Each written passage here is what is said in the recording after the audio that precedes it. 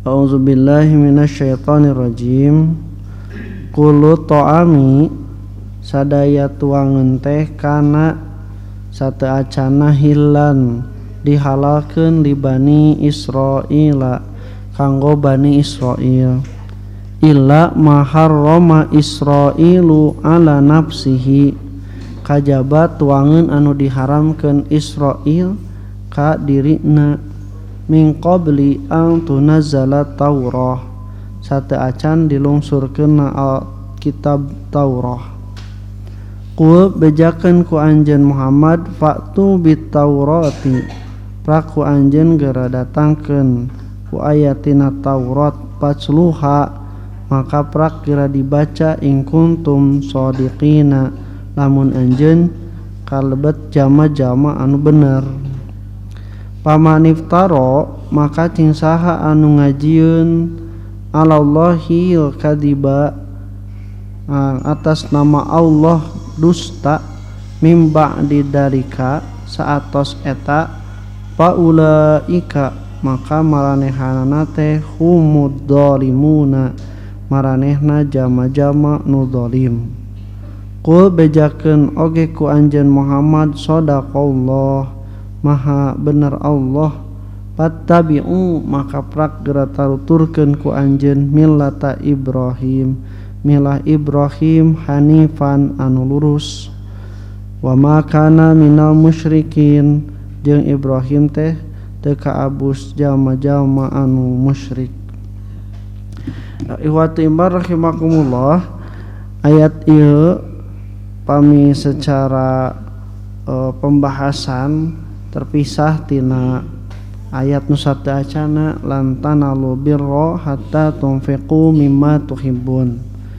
Namun munasabah ayatna ternyata lamun anu tidak akan mencapai kebaikan itu ketika belum pernah menginfakkan dari apa yang kita sukai.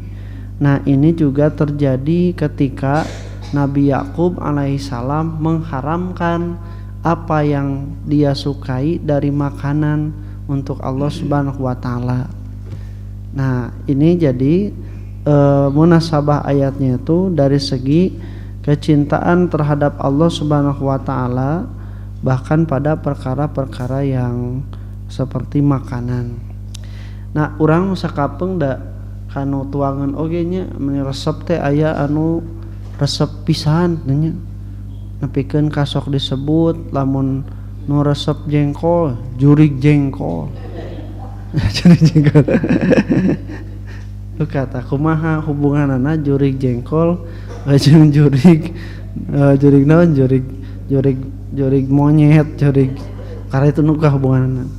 Da biasana mah lamun siluman tararagragna kanu tatangkalan nya mun jelema teh turun ragrag derajatna teh jadi siluman kasasatoan aya jurig monyet aya deui naon jurig anjing jurig maung jeung sajabana teu aya jurig toge jurig jengkol jeung sajabana. Nah eta teh ku resep-resepna pika kitu aya anu resep duren aya anu resep naonnya dugikeun ka kacida resepna teh nya. Du kata Pak Haji resep kana rokok sami teu. Pokona mah resepna teh dugikeun ka nya tibatan sajen dionjoykeun. Kanu ngopi tah nya teu cukup ngopina ngopi sasetan. Dua setan, tilu setan. Teu cukup teh. Teangan kopi nu sasetan atos biasa, neangan deui kopi nu sejen. Aya arabica, aya robusta, aya paprika, itu. Nya pokona mah nu karer itu nya. Nepi ka resep diulik tuh. Nepi kan ka gaduh rerencangan, cara ngopina oge beda eta teh naheurna. Cara beda jeung ngocekeunana. Mun kopi sok cai heula kopina heula. Kopi heula, nah teh caina heula. Beda asna rasana, beda oh gitu. Kopina heula, tah tos kopina teh dicaian teh si tong waka diadukeun heula. cenangan terheulan aduh nepi kaki itunya karesep samenit heula simpen tong digulaan merek digulaan ku gula aren atawa ku susu kental manis. Wah ternyata pas dicobaan rasana kopi. Jadi ku resep-resepna nepi ka kitu aya filosofis kopi jeung sajabat. Malah aya anu ku beuki-beukina alim we tuang teh lamun teu jeung eta. Kudu aya we tuang teh eta. Jeung sambal jeung kerupuk nya. Kudu aya we pokona mah kerupuk. Nah, wa taimar rahimakumullah itu hal yang paling sederhana tapi juga manusia bisa menyukai terhadap makanan seperti itu. Nah, hiji waktu mah ku perkara anu leutik sapertos tuangan oge entong ngajadikeun justru mengalahkan kecintaan kita kepada Allah Subhanahu wa taala. Nah, gitunya. Karena apa? Karena bisa jadi kita menjadikan bandingan, tandingan bagi Allah Subhanahu wa taala. Resep misalna anu waktu nangong adan angkesna salatna ieu kagok. Tah eta teh ku sabab ka resep Allah Subhanahu wa taala dijadikeun nomor sekian. Bahkan itu juga pernah terjadi pada para nabi. Nabi Sulaiman gaduh kuda nu kacida gagah geulisna nya nepikeun ka hilap kalangsu nalika kedah zikir ka Allah Subhanahu wa taala. Isukanana kudana dipencit Bu, dituang ka kitu. Nabi Muhammad sallallahu alaihi wasallam ku anjeun ku resepna ku bogohna kanu jadi istrina hiji waktu ternyata istri-istrina seolah naonnya seolah janjian gitu nya. Ya teh janjian teh Siti Aisyah jeung Siti Hafsah. Sedangke lamun datang Nabi Muhammad cenanya bejakeun bau naga. Bau naon? Bau naganya bahasa Arab nama bau magopir. Mun bau magopir teh nya siga urang bau jigong, bau naga, nah gitulah bau pokoknya. Nah, padahal Nabi Muhammad itu adalah orang yang paling wangi itu karena menyukai parfum dan juga paling perhatian terhadap istrinya. Jadi Nabi mah alim nepangan istrina lamun kaayaan bau kesangan teh kada bersih atau napi atos ibak. Urang mah tibaliknya kagok engke mandina. Nabi mah anti. Ketika datang pada Siti Aisyah cenanya ternyata Nabi itu oleh istrinya yang lain siapanya itu disuguhi madu. Jadi ngaleueut heula madu tah Siti Aisyah teh dugikeun ka alim dugikeun ka Nabi leuwih nyaah ka ditu maka ketika datang Nabi teh cenanya Nabi bau magopir Nabi teh udah henteu teu aya cenah nya cenah nya leres meni bau dugikeun ka Nabi teh isin janten teu wantun lebet ka sareng Siti Aisyah. Terus we daku sabab geus dikolingan jeung Hafsah cenanya. Tah, ceuk cenanya engke lamun datang Nabi bejakeun we bau magopir. Nah make kitu cenah. Ameh Nabi henteu nyaah ka ditu. Pika itunya da wajar sesama istrinya. Nah, ternyata Hafsah juga sama mengatakan seperti itu sampai Nabi nyanggeus atuh ai kitu mah cenanya ti mimiti ayeuna kaula bakal ngaharamkeun nuang madu. Jadi Nabi teh mengharamkan minum madu gara-gara tadi isi-isina teu raresepeun tina bauna. Lungsurkan ayat ya ayyuhan nabiyyu lima tuharrimu ma ahalallahu laka. Wahai Nabi, kenapa engkau mengharamkan sesuatu yang telah Allah halalkan? Nah, jadi ini jadi dalil bahwa menghalalkan atau mengharamkan sesuatu itu adalah hak prerogatif Allah sebagai penurun syariat. Bahkan Nabi saja pembawa syariat tidak berhak untuk mengharamkan sesuatu kecuali dari petunjuk Allah Subhanahu wa taala. Han ditegur Nabi teh dugikeun ka kitu. Termasuk istri-istri nage ditegur ku Allah Subhanahu wa taala. Falamma naba'aha bihi wa azharallahu alaihi arafa ba'dahum wa arada an ba'. Tas dibejaan we ku Allah ngalakuan malaikat Jibril. Ternyata eta teh ngan ukur naon paripolah Siti Aisyah jeung Siti Hafsah. Dugikeun ka ditegurnya kuno jadi mitohana, kuno jadi indungna bener bapakna Siti Hafsah Umar bin Khattab toh kitu cenah. Tong deukeut teuing nya Aisyah. Disika babawaan. Nah, jadi juga seperti itu. Tapi eta teu mengurangi keadilan para sahabat karena eta mah sesuatu yang memang sifatna teh wajar. Jadi sahabat mah dalam menyampaikan ilmu dan hadis mah itu tidak pernah berkhianat. Tapi justru ketika melakukan sesuatu sampai turunnya suatu ayat syariat, nah ini diantara hikmahnya.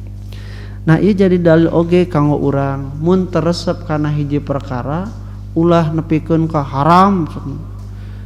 Coba da jengkol haram jengkol keur abdi mah bau tantong tong nyebutkeun da jengkol mah halal thayyib deh. Ajib entong atawa teu beuki naonnya duren misalna teh da bauna teresep haram duren mah keur abdi entong. Atawa misalna teh dijodoh-jodohkeun tapi embung haram cenanya abi kudu nikah jeung si eta ulah teu diharamkeun ku Allah petanya kabenaran jadi malik bogoh. Jadi tidak boleh kita dengan serta-merta mengharamkan apa yang Allah Subhanahu wa taala halalkan atau sebaliknya ngahalalkeun anu ku Allah Subhanahu wa taala diharamkeun. Lamun misalnya dikersakeun teresep nyantos we teresep gitu teu kudu dimakan, teu kudu nepikeun ka disebutkeun haram atau juga dicela karena sesuatu yang Allah Subhanahu wa taala halalkan itu kemarin kita bahas pada dasarnya adalah kebaikan thayyib. Thayyib apa yang Allah Subhanahu wa taala halalkan itu adalah suatu kebaikan, pasti sifatnya baik. Mun teresep mah nya teu kudu paria resep tuh Bu. Oh udah dia mau baru jengkol beuki paria beuki. Nah eta nikmatna juga.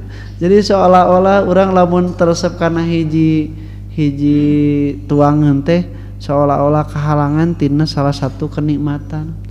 Nepikeun ka aya nu nanyasna nu beuki jengkol. Ustad engke di surga aya jengkol tuh. Kan di surga masa reungit Ustaz kumaha cenanya tong ngahina Allah nah make ngahina atuh tong wakama jengkol. Nu leuwih teh jengkol oge Allah mah bisa di surga tong ngahinakeun Allah nanyakeun aya cireng moal aya goreng tempe moal kitu mah tong ngahinakeun Allah tong ngarendahkeun surga kitu nya perkara-perkara gitu. Buat teuing kemahnya Bu, kusabab aya nu leuwih nikmat poho ka jengkol. Poho ka cireng. Nah, maka iwati rahimakumullah itu adalah petunjuk dari Allah tidak boleh mengharamkan. Lalu di sini juga dalam ayat 93 surah Ali Imran, Nabi Yakub alaihi salam itu pada dasarnya dan Bani Israil semua makanan dihalalkan oleh Allah Subhanahu wa taala. Kemudian ada pengecualian illa maharrama Israil ala nafsihi, kecuali yang diharamkan oleh Israil. Jadi Israil itu gelar bagi Nabi Yakub. Bani Israil adalah keturunan dari Nabi Yakub. Tak lamun ya Profesor Maman mah mun aya kejahatan dari negara Israel sebutkeun we Bani Israil, ulah nyebutkeun cenah hancurkan Israel. Israel teh Nabi Yakub. Jadi bilih nu kahartina jadi ketidakcintaan terhadap Nabi Yakub alaihissalam. Terus we Bani Israil. Tapi dalam niatna Israel nu dimaksud negara Israel mah teh janten perkawis oge salaras nama. Nah, cuman kurang pisahkeun penyebutan Israel dalam Al-Qur'an itu adalah gelar bagi Nabi Yakub. Dan sepengetahuan saya tidak ada penyebutan gelar untuk Nabi Yakub yaitu Israel disebutkan ditujukan untuk Nabi Yakubna. Disebutkan namina Nabi Yakub. Wa Isra'na wa Yaquba wal asbat gitu weh. Tapi lamun diterangkeun nyebutkeun kana turunanana kakara disebutkeun Bani Israil sanes Bani Yakub gitu. Itu kedah dibenterkeun. Nah, Nabi Yakub dulu itu pernah sakit. Sakitna dina tafsir sebatkeun irqun nas. Jadi ini sakit yang membuat Nabi Yakub tidak bisa tidur pada waktu malam hari saking sakitnya. Dukanya bahasa orang naon irqun nas teh. Lamun misalna teh tiasa tidur kan aya insomnia nya. Insomnia tidak bisa tidur pada malam hari. Nepi ka siksa Nabi Yakub teh.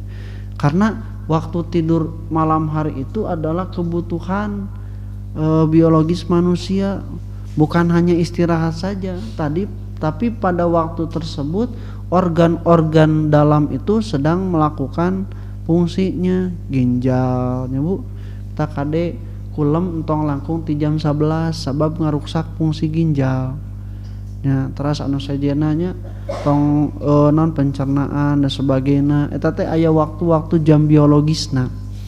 Kalau misalnya sampai tidak tidur itu akan karasa we bedana. Komo ieu teu bisa tidur tiap malam, bayangkeun ruksak awak tehnya kasiksa. Ketika siang hari ternyata dikersakeun leungit eta panyakit teh.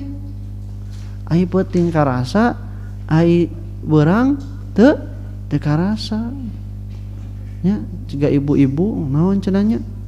Usumna masak karasa. Usumna diajak jalan-jalan cager.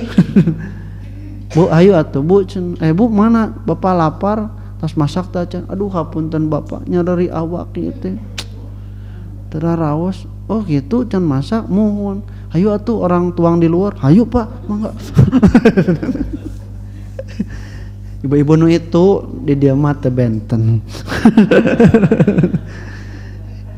Nah, jadi diharamkan. Nah, sampai Nabi Yakub alaihissalam itu bernadar, ya Allah, kalau Engkau menyembuhkan penyakitku, maka aku akan mengharamkan memakan daging onta dan juga susunya sebagai kesukaanku. Nah, jadi kitunya, jadi lamun rek nadar ka Allah Subhanahu wa taala dinadarkeun teh dari perkara-perkara yang kita paling sukai.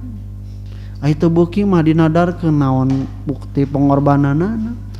Teu resep jengkol, ya Allah, lamun misalna Allah naon nyageurkeun abi moal nuang jengkol, da tara tuh naon kan.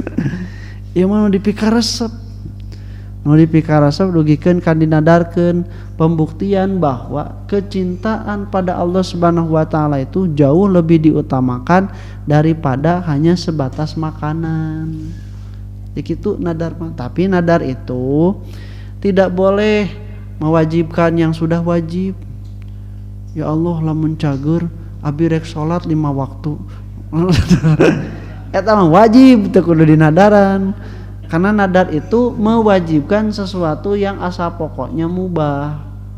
Contoh misalnya tanya perkara yang mubah itu adalah misalnya memberikan makanan kepada fakir miskin itu kan tidak tiap hari. Rasul ya Allah mun abi damang abi bade maparin tuangeun ka fakir miskin tiap hari. Nah sabaraha lami cari toskeun waktu sanggupna sabaraha 2 bulan ya Allah. Tak mere teh asa pokona lain wajib, tapi kalau sudah jadi nadar ya jadi wajib, maka harus dilaksanakan. Dan kalau tidak dilaksanakan dosa. Itu yang disebut dengan nadar. Ini juga Yakub menadarkannya itu dalam bentuk yang kedua, yaitu mengharamkan apa yang pada pokoknya halal. Karena apa? Karena kecintaan terhadap Allah. Daging onta sareng susuna onta teh halal, tapi untuk membuktikan cintaan pada Allah, dia bernadar kalau sembuh aku akan mengharamkan sesuatu yang paling aku sukai dari makanan, yaitu daging onta dan susuna. Ternyata betul oleh Allah Subhanahu wa taala dikabulkan. Damang tah tiasa kulem deui. Nah, kemudian barulah Yakub mengharamkan daging onta dan susu onta. Tak eta godaan namanya geus cagerna enggeus, ayeuna tinggal ngalaksanakeun nadarna. Tang nadar mah kedah diukur ku kamampuan. Mun misalna tadi teresepna moal nuangna sabaraha lami? 2 bulan we. Tong nepikeun ka dimutlakeun, sebab lamun dimutlakeun engke bisi urang sadayana justru kasiksa ku nadar nyalira.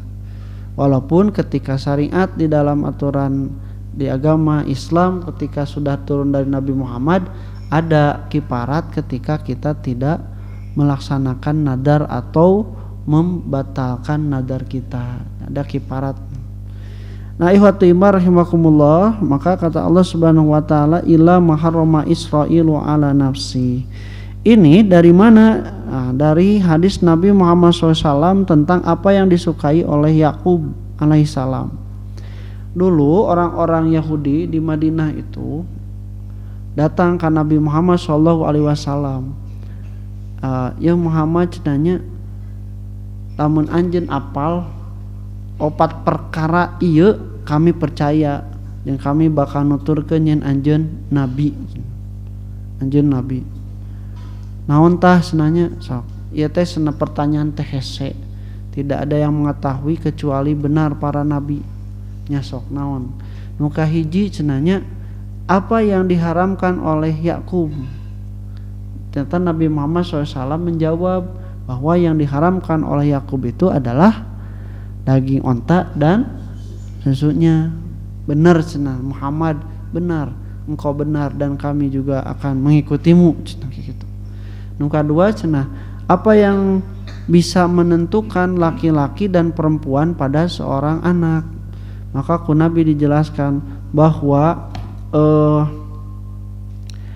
air mani laki-laki itu adalah putih dan kental, sedangkan air mani perempuan itu adalah kuning dan encer. Apabila lebih kuat air mani laki-laki daripada air mani perempuan, maka yang lahir adalah anak laki-laki. Kalau misalnya sebaliknya, maka anak perempuan. Nya bener cenah Muhammad, bener eta teh. Kami yakin, kami adek mengikuti. 2 tah cenah. Lajeng anu katilu cenanya ditaroskeun ceritakanlah kepada kami perihal Nabi Umi ini di dalam tidurnya. Jadi para nabi mah lamun kulemna oge eta teh nampi wahyu. Mun ngimpen duikeun ka saur Nabi inna ainani namat walam tanam qalbu. Sesungguhnya 2 mataku itu tidur tetapi hatiku tidak tidur. Ai urang mah tibalik. Matana beunta hatena sare. Nubikeun ka aya nu hokcai, molohok bari. Nah, eta teh nu hokcai teh matana beunta, hatena sare. Nabi mah tibalik, tidurnya saja itu dalam keadaan hatinya bangun karena menerima wahyu. Contoh yang paling konkret adalah ketika Nabi Ibrahim alaihissalam ketika tidur memimpikan menerima wahyu harus menyembelih putranya Nabi Ismail alaihissalam. Dan itu benar. Nabi pun juga sama, dalam tidur itu menemukan wahyu. Karena salah satu cara Nabi menerima wahyu adalah dalam tidur. Saur Siti Aisyah seneng awwalu mabudiya bihi ar-ru'ya sholihat. Yang pertama Nabi menerima wahyu itu ketika adalah dalam tidurnya yang sholih. Artinya dalam mimpinya yang sholih. Gitu oge Nabi Yusuf alaihissalam bahkan bisa menakwilkan mimpi. Nah, nu kaopat cenah saur eta orang Yahudi teh naroskeun cenah. Lalu siapakah yang menjadi teman Nabi ini dari kalangan para malaikat? Kemudian Nabi Muhammad menjawab, Jibril alaihi salam. Tah eta dimanya tilu pertanyaan eta dijawab bener cenanya, tuh kami akan mengikuti, engkau benar. Pas nu kaopat, siapa temanmu? Jibril alaihissalam. Kalau kamu tidak menjawab Jibril, maka kami akan mengikutimu. Nah, tadi ayat nu sateuacanna bahwa orang Yahudi itu memusuhi kepada Jibril. Karena kata mereka Jibril itu adalah malaikat yang menimbulkan peperangan. Kemudian juga Jibril itu dikatakan sebagai musuh mereka. Maka turun ayat qul man kana aduwwan li Jibril dan seterusnya. Dan tidak ada pemisahan antara Jibril dan Mikail. Nah, Yahudi itu lebih cintanya itu mengambil teman kepada malaikat Mikail. Karena Mikail itu membawa rahmat, menurunkan hujan dan yang lainnya. Nah, Nabi Muhammad SAW itu cenanya udah benar. Kami mah lebih mengambil teman itu pada malaikat Jibril alaihi salam. Can lamun jawabna lain eta rek nuturkeun. Ternyata eta mah ngan ukur akal-akalan embung. Jawabanana kabeh geus apa, geus bener yen eta nabi bisa ngajawab, tapi sena akal-akalanna tadi menjadikan Jibril itu sebagai musuh. Cek Nabi teh cenanya, apakah kalau benar ada seseorang di antara kalian yang akan masuk Islam? Oh, tidak mungkin, tidak akan ada yang akan masuk Islam di kalangan kami. Di geroan weh cenanya. Anjeun apa teu ka Abdullah bin Salam? Oh nya, Abdullah bin Salam orang yang baik, orang yang jujur di antara kami orang-orang Yahudi. Cek Nabi teh tah Abdullah bin Salam sudah masuk Islam. Maknya cenah piraku di geroan Abdullah bin Salam teh nya Abdullah Salam sudah mengikrarkan keislaman. Caritakeun aya nama tak ieu jelema hianat, jelema tukang wadul. Jadi kitu geura. Padahal tadi mah disebutkeunana teh jelema anu paling jujur. Ayeuna nalika ieu dijadikeun tibalik. Nah, itu orang-orang Yahudi itu licikna itu sapertos kitu. Ihwati rahimakumullah, apa yang melatar belakangnya hasad dan minging di anfusihim, karena hasud dengki bahwa Nabi Muhammad itu diturunkan bukan dari golongan mereka, tetapi dari golongan orang-orang Quraisy. Nah, orang-orang Quraisy. Kemudian ihwati rahimakumullah, min qabli an tunazzala Taurah, itu diharamkan setelah diturunkannya Taurat, kemudian diikuti oleh para pengikut Nabi Yakub, oleh Bani Israel. Mereka ikut-ikut mengharamkan unta. Padahal kalau tidak ada perintah dari Taurat, maka tidak ada kewajiban untuk mengharamkan memakan daging unta dan juga susu. Iya teh nurun terus, Bu. Nurun terus teh jadi syariat yang seolah-olah ada strata yang berbeda ketika bisa melakukan itu. Di Islam itu tidak ada. Walaupun memang sok aya nu gegeran. Ya mah kiai, ya mah karomah. Punya karomah cenanya. Ya mah punya keramatan gitu teh, ternyata iwati mark makum tidak ada sebenarnya pengkastaan di dalam Islam, karena Allah sudah mengatakan inna akramakum indallahi atqakum, berdasarkan ketakwaan, bukan pada pengklasifikasian strata statusnya. Nah, kemudian ku Allah Subhanahu wa taala kagok diharamkeun we. Jadi tadi mah diharamkan oleh diri-dirina mengikuti karena ingin merasa seperti Nabi Yakub, padahal Nabi Yakub mah itu bernadar, mereka tuh dijadikan syariat. Nah, ku Allah langsung diharamkan. Maka diharamkanlah apa yang mereka itu haramkan. Nah, ini nama jadi berat atuh. Asal nama Nabi Yakub mengharamkan untuk dirinya sendiri, kemudian mereka mengikuti, jadi berat atuh. Keur umat nama ningali daging onta susuna pikara sepeun, jadi akibatnya mereka justru melanggar. Sehingga tadi mengharamkan untuk menikah, ternyata banyak penyimpangan karena itu tidak sesuai dengan fitrah yang telah Allah Subhanahu wa taala ciptakan. Tidak sesuai. Dan ketika mengharamkan itu sama saja dengan membuka celah untuk berbuat maksiat pada Allah Subhanahu wa taala. Nah, kemudian watimar rahimakumullah,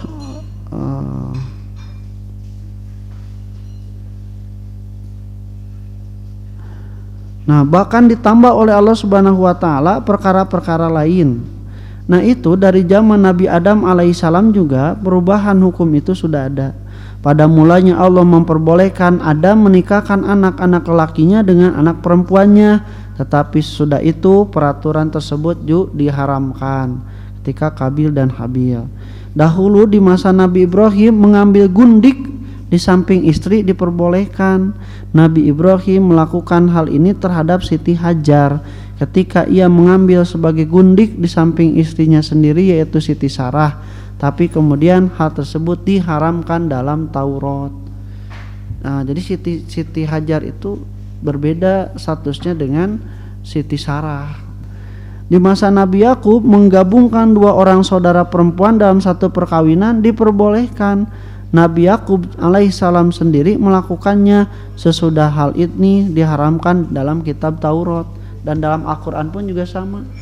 Jadi adi lanceuk ditikah babarengan aya tah teu kengeng eta teh ti kapungkur ti zaman Nabi Yakub alaihissalam na Taurat.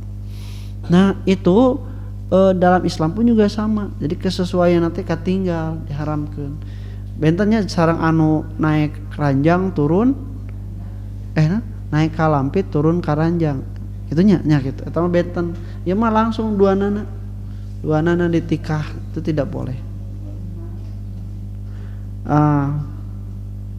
Kemudian wa timar rahimakumullah, setelah diutusnya oleh Allah Subhanahu wa taala maka ternyata apa yang telah disyariatkan oleh Allah kepada Al-Masih alaihissalam yaitu menghalalkan sebagian dari apa yang pernah diharamkan oleh kitab Taurat. Mengapa mereka tidak mau mengikutinya? Nah, zaman Nabi Isa alaihissalam kemudian dihalalkan kembali. Dalam Al-Quran ayatnya wa mubassirom wali uhilla lakum ba'dalladzi hurrima alaikum. Nah, ketika Nabi Isa datang, maka Bani Israil itu dihalalkan kembali sebagian yang telah diharamkan, termasuk daging onta jeung susu. Nah, matnya diceplos gitu. Nah, iwati rahimakumullah, maka oleh Allah Subhanahu wa taala dipentes kul fatu bit taurah Pacluha in kuntum shadiqin. Nah, orang Yahudi itu ketika dihalalkan lagi oleh Nabi Isa alaihissalam dalam kitab Injil, aralimun kekeh alimnya tetap diharamkan. Maka oleh Allah ditantang patu bit taurati in kuntum shadiqin. Sok nah datangkeun ku Taurat da baheula ge asa pokona mah teu diharamkeun ku kami, anjeun nu ngaharamkeun sorangan ku gegeran mengikuti Nabi Yakub alaihissalam. Nabi Yakub alaihissalam. Nah, fatu bit taurah in kuntum shadiqin. Kalau kalian merasa yang benar. Bahkan oleh Allah di ayat 94-nya, "Faman iftara 'alallahi kadiba mim ba'di dzalika faulaika humudz dzalimun." Siapa yang berdusta terhadap Allah setelah Allah Subhanahu wa taala menetapkan, maka merekalah orang-orang yang dolim. Allah mensyariatkan bagi mereka hari Sabtu serta berpegang kepada Taurat selamanya, bahwa Allah tidak mengutus nabi lain yang menyeru pada Allah Subhanahu wa taala dengan bawa bukti-bukti dan hujah sudah apa yang kami terangkan, yaitu terjadinya nasah. Maka mereka itu faulaika humudz dzalimun, adalah orang-orang yang dolim. Kul, katakanlah sadaqallah, maha benar Allah. Fattabi'u millata Ibrahim hanifa, maka ikutilah oleh kalian milah Ibrahim yang lurus. Ada perbedaan penyebutan antara milah dan din. Kalau din disebutkan untuk agama Islam, kalau milah itu biasanya dinisbatkan kepada Ibrahim. Milah itu thariqah, syariat, cara-cara yang ditempuh dilakukan oleh Nabi. Maka disebutnya milah Ibrahim, millata abikum Ibrahim. Contoh milah Ibrahim tata cara berkurban, ibadah haji, sunat, hitan itu adalah milah Ibrahim. Nah, ketika jadi din, maka milah itu termasuk di dalamnya. Ketika jadi agama, maka kata Allah Subhanahu wa taala ketika menyebutkan tentang Nabi Ibrahim, Qul innani hadani rabbi ila siratim mustaqim dinan qiyama millata Ibrahim hanifa. Nah, cek Nabi Muhammad teh, innani sesungguhnya aku hadani rabbi ila siratim mustaqim, Allah telah menunjukkanku kepada agama yang lurus. Nah, itu millata Ibrahim hanifa, yaitu yang sesuai dengan milah Ibrahim. Nah, iya teh jadi pembenar, jadi pengkoreksi dari agama Islam, Yahudi dan Nasrani itu. Pengkoreksinya itu mana yang lebih dekat kepada Nabi Ibrahim nu benar, ternyata Islam. Nah, maka kata Allah Subhanahu wa taala juga dikatakan, inna aulan nas bi Ibrahim alladzina tabauhu wa hadan nabi. Jadi sesungguhnya yang paling dekat dengan Nabi Ibrahim itu adalah yang mengikutinya, dan juga Nabi ini, Nabi Muhammad. Yang hitan siapa? Agama Islam. Yang berkurban agama Islam. Anu ngawayuh membolehkan ngawayuh maksudnya. Kan di agama lain itu tidak boleh, monogami tidak boleh. Orang Islam padahal iwatimar rahimakumullah, ternyata mereka mengharamkan poligami, monogami, ternyata di belakang itu perselingkuhan justru lebih parah daripada poligami itu sendiri. Nah iwatimar rahimakumullah, maka dikatakan fattabi'u millata Ibrahim hanifa wa ma kana minal musyrikin. Karena Allah pun juga sama dalam surah An-Nahl, tsumma auhayna ilaika, kemudian kami wahyukan kepadamu Muhammad, anittabi' millata Ibrahim hanifa, untuk mengikuti milah Ibrahim yang lurus, wa makana minal musyrikin, dan tidaklah Ibrahim itu termasuk orang-orang yang musyrik. Jadi orang mau ku ngalaksanakeun ajaran Nabi teh itu otomatis ngabenerkeun ajaran Nabi Isa, ajaran Nabi Musa, bahkan ke sampai ajaran Nabi Ibrahim. Maka teu aneh, pantas pisan ketika Allah Subhanahu wa taala mendatangkan di hari kiamat di padang mahsyar, Nuh, mana umatmu? Ditanya, ini umatku. Ditanya we ka umat Nabi Nuh, kenapa kalian tidak beriman pada Nabi Nuh? Oh, ma ja'ana min basyiri wala nadir. Teu aya nabi anu datang. Nabi Nuh mah tidak pernah datang kepada kami. Eta sebenarnya nyeletukna kitu gampang. Cek Nabi Nuh teh bener anjeun teu nyampaikeun cenah ka waktu Allah teh. Maka kata Nabi Nuh, aku telah menyampaikan. Mana saksimu? Saksiku adalah umat Nabi Muhammad SAW. Karena umat inilah yang walaupun tidak bertemu denganku, dia melaksanakan yang apa aku ajarkan melalui nabinya yang benar. Jadi kita itu akan jadi saksi bagi umat-umat yang terdahulu, benar atau tidak mereka mengikuti nabinya. Nah, kita yang akan disaksikannya siapa? Nabi Muhammad SAW. Supaya Nabi Muhammad itu mau bersaksi kepada kita, kan orang nu kudu dikenal ku Nabi Muhammad. Orang kan tahu, panggih, tidak pernah melihat, demikian pula Nabi. Lalu dari mana Nabi bisa mengetahui kita? Dari ciri-ciri yang dimiliki oleh umat Nabi Muhammad.